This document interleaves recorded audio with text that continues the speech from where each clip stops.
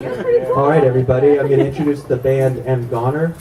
A little bit about the band so you all guys know. We got the beautiful Maureen, who's going to be playing the synthesizer right over there. And she's done music since age 27. Actually what got her into music, this is not a joke, but actually actual info, but she was running through a little depression, which I've known I've run into before. And she pulled out the bed sheets and just picked up music, and then no looking back since then. So that's kind of cool. But that doesn't mean she hasn't hit Ben and Jerry's once in a while, like myself also, or cheated on soda. My dentist doesn't want me to drink soda. That's one of the flaws of American people, is Coca-Cola, sugar. Let's see, and then we got Greg, who's going to be on the regular guitar back here. And Greg's a great guy. He started off in Garage Punt, doing more hardcore stuff as a teenager. So he's been in the game for a long time. He's 38, so he's only 1 year older than me. But I asked him what kind of music does he dislike. He dislikes commercial pop music, but he told me he wouldn't turn down a date with Britney Spears or Christina Aguilera. So it's kind of a conflict of interest at that point, if you ask me. And then we've got, let's see, Andrew, who's going to be on the drums, rocking out right here. And Andrew's quite a character because he told me he's a spiritualist. And I was like, what's that? And he says he creates his own yoga poses. He says he came up with this pose that young girls use at all these yoga studios now called the Flying Lotus. And it's been around for centuries, since, you know, ancient India, and now he's taking full credit. Like how Al Gore said he did the internet.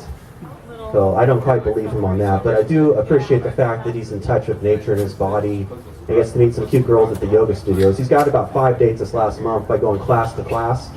And then he's kind of like a player that way. I mean, who would figure that'd be the new way to do speed dating or online dating?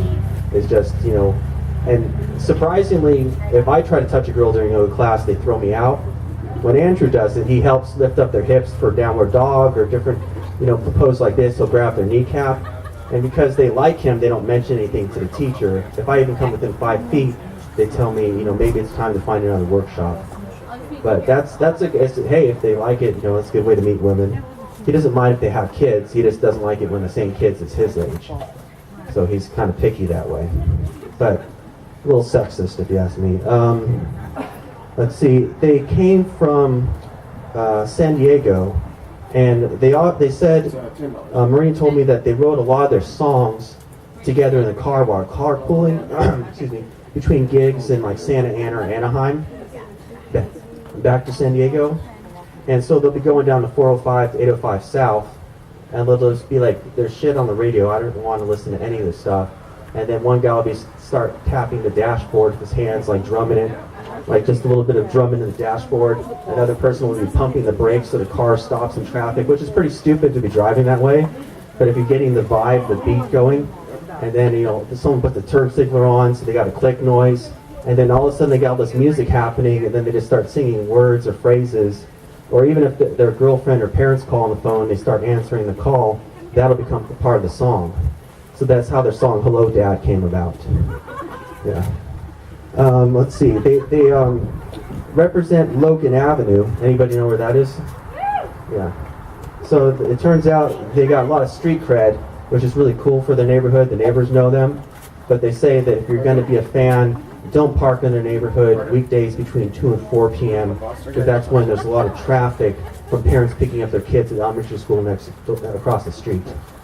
So that's not a good time to come by and do business or get autographs and all that fun stuff.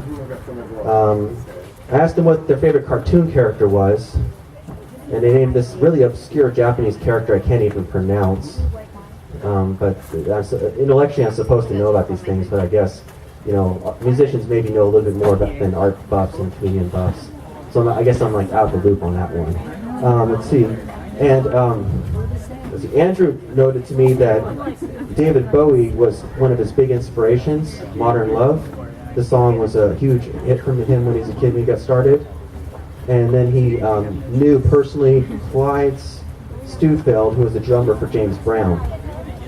And he even he said that he was so influenced by Clyde that he started emulating James Brown to impress his friend who worked with him. So he'd fall down all the time. He got arrested for drugs when he was a teenager. So he's trying to emulate, just to get a few laughs from his longtime friend who's, you know, a mentor. Let's see, what else can I talk about the band? Marine's a bit of a heartbreaker, so be careful around her.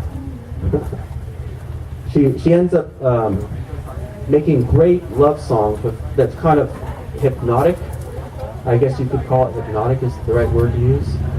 And there's been a few guys that have tried to meet her after shows, but didn't have much luck because music is their first love. So go figure. Let's see. I think that's it for everything you need to know for the band. And I'll introduce them. M. Goner. Have a great show, everybody. Thank you.